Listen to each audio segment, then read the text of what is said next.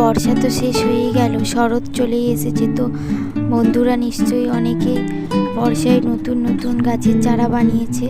তো সাবুর লাইফস্টাইল চ্যানেলে আপনাদের সকলকে স্বাগত। তো আজকে দেখা যাক এই বর্ষায় আমি কি গাছের ডাল থেকে চারা বানিয়েছি। প্রথমে এই যে দেখুন নাগচম্পা, এই নাগচম্পা গাছের ডাল থেকে আমার কিন্তু চারা অলরেডি তৈরি হয়ে গেছে, ছোট ছোট পাতা বেরিয়েছে আর রুটসও এসে গেছে। আর 2 নম্বর যেটি আছে সেটি হলো স্থলপদ্মের গাছ।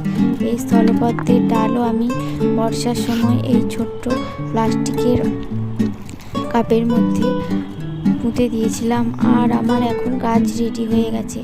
তারপর 3 নম্বরে যে গাছটি দেখাচ্ছি সেটি দেখুন এই গন্ধরাজ গাছ, ছোট্ট একটি গন্ধরাজ গাছের ডাল আমি পুঁতেছিলাম, আর তার থেকে একটি হয়েছে আর একটি মারা গেছে।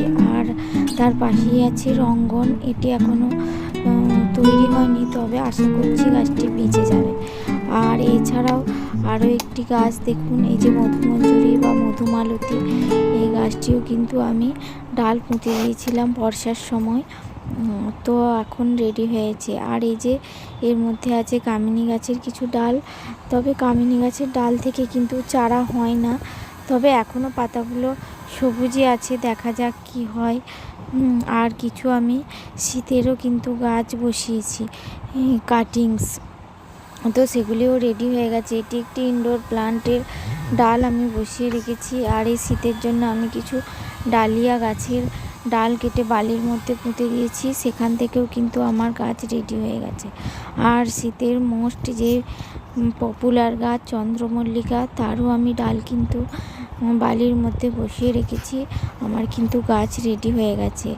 তো আপনারা এই বর্ষায় কী গাছ তৈরি করলেন অবশ্যই আমাকে কমেন্টে জানাবেন। আর একটি গাছের কথা না বললেই নয়, সবার প্রিয় সব বাগানীদের কাছে প্রথম যেটি জবা গাছ, এই জবা গাছের ডাল থেকেও আমি কিন্তু চারা বানিয়েছি।